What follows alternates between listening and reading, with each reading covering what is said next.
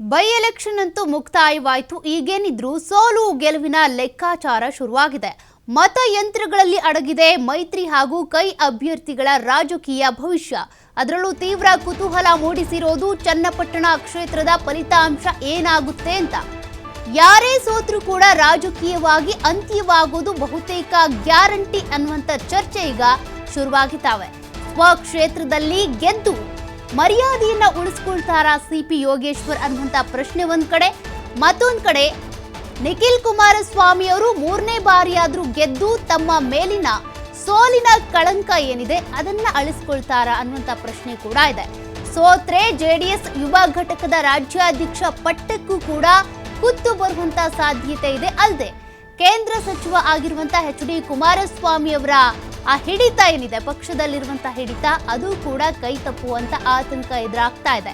ಮತ್ತೊಂದ್ ಕಡೆ ಸಿಪಿ ಯೋಗೇಶ್ವರ್ ಅವರಿಗೆ ಹಿನ್ನಡೆ ಉಂಟಾಯ್ತು ಅಂದ್ರೆ ಅವರ ರಾಜಕೀಯ ಭವಿಷ್ಯವೇ ಅತಂತ್ರ ಆಗುವಂತ ಸಾಧ್ಯತೆಗಳಿದ್ದಾವೆ. ಯಾಕೆಂದ್ರೆ ಬಿಜೆಪಿ ಬಿಟ್ಟು ಕಾಂಗ್ರೆಸ್ಗೆ ಬಂದಿದ್ದೆ ರಾಜಕೀಯ ಪುನರ್ಜೀವನ ಪಡ್ಕೊಳ್ಬೇಕು ಅನ್ನುವಂತ ಕಾರಣಕ್ಕೆ. ಆದ್ರೆ ಸೋತ್ ಬಿಟ್ರು ಅಂತ ಅಂದ್ರೆ ಸಾಕಷ್ಟು ಹೊಡೆತ ಬೀಳುತ್ತೆ. ಹೊರಗಿನ ಅಭ್ಯರ್ಥಿ ವಿರುದ್ಧ ಸೋತ್ರು ಅನ್ನುವಂತ ಅಪಖ್ಯಾತಿ ಮೈಗ್ ಅಂಟ್ಕೊಂಡ್ ಬಿಡುತ್ತೆ.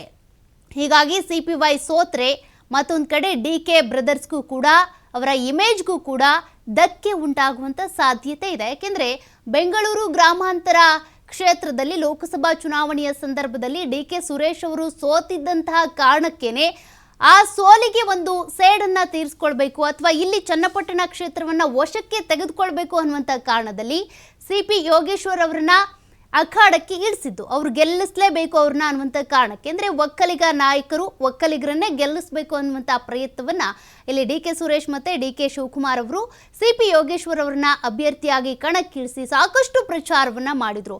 ಆದ್ರೀಗ ಒಂದು ವೇಳೆ ಸಿಪಿ ಯೋಗೇಶ್ವರ್ ಅವರೇನಾದರೂ ಸೋತ್ರು ಅಂತ ಅಂದ್ರೆ ಇವರಿಗೂ ಕೂಡ ಮುಜುಗರ ಡಿ.ಕೆ. ಬ್ರದರ್ಸ್ಗೆ, ಜೊತೆಗೆ ಸಿಪಿ ಯೋಗೇಶ್ವರ್ ಅವ್ರಿಗೂ ಕೂಡ ಸ್ವತಃ ತಮ್ಮ ಕ್ಷೇತ್ರದಲ್ಲೇ ಸೋತ್ರು ಅನ್ನುವಂಥ ಅಪಖ್ಯಾತಿ ಅಂಟ್ಕೊಳ್ಳುವಂಥ ಸಾಧ್ಯತೆ ಕೂಡ ಇದೆ.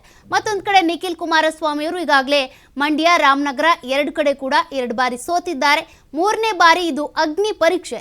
ಈಗಲೂ ಕೂಡ ಸೋತ್ ಬಿಟ್ರು ಅಂದರೆ ಅವರ ರಾಜಕೀಯ ಭವಿಷ್ಯ ಏನಾಗಬಹುದು ಅನ್ನುವಂಥದ್ದು, ಜೊತೆಗೆ ಈ ಜೆಡಿಎಸ್ನ ಯುವ ಘಟಕದ ರಾಜ್ಯಾಧ್ಯಕ್ಷರು ಕೂಡ ಅವರು. ಹಾಗಾಗಿ ಆ ಸ್ಥಾನಕ್ಕೂ ಕುತ್ತು ಬರುವಂಥ ಸಾಧ್ಯತೆಗಳು ಇದ್ದಾವೆ.